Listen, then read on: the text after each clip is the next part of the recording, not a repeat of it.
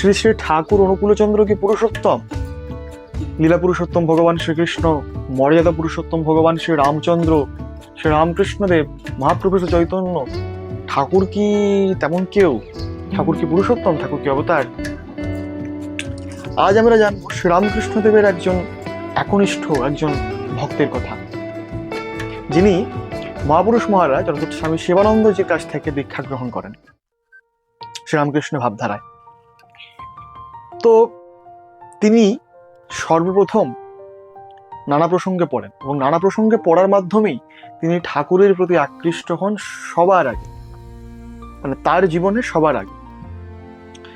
তো একদিন এভাবে যাতায়াত চলে। তো একদিন তিনি ঠাকুরের সাথে তার কথাবার্তা চলছে, আলাপ আলোচনা চলছে।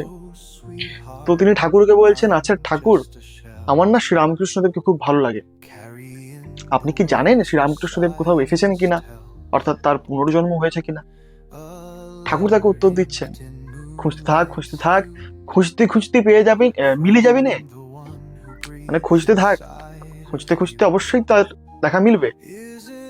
তো তিনি ঠাকুরকে তখন বলছেন, আরে ভাই, আপনি এত হেয়ালি করেছেন কেন? একটু বিরক্তি হয়ে গেছেন। ঠাকুরকে বিরক্তির সুরেই বলছেন, যদি জানেন তো বলুন, হ্যাঁ, তিনি কোথায় এসেছেন, এসে থাকলে তিনি কি এসেছেন কিনা, আর এসে থাকলে কোথায় এসেছেন, সোজা কোথায় বলুন, এত হেয়ালি করবেন। ঠাকুর তখন বলছেন, আমি তো সোজাই কই, তা তুমি বুঝবে বেকা, তাতে আমি কি করতে পারি? হ্যাঁ, তো আপনারা কি বুঝতে পারছেন আমি কার কথা বলছি?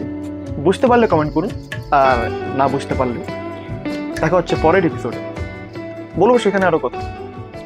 তো এরকমই জানতে ফলো করুন, হিট দ্য ফলো বাটন এবং শেয়ার করুন। জয় গুরু, ভালো থাকবেন।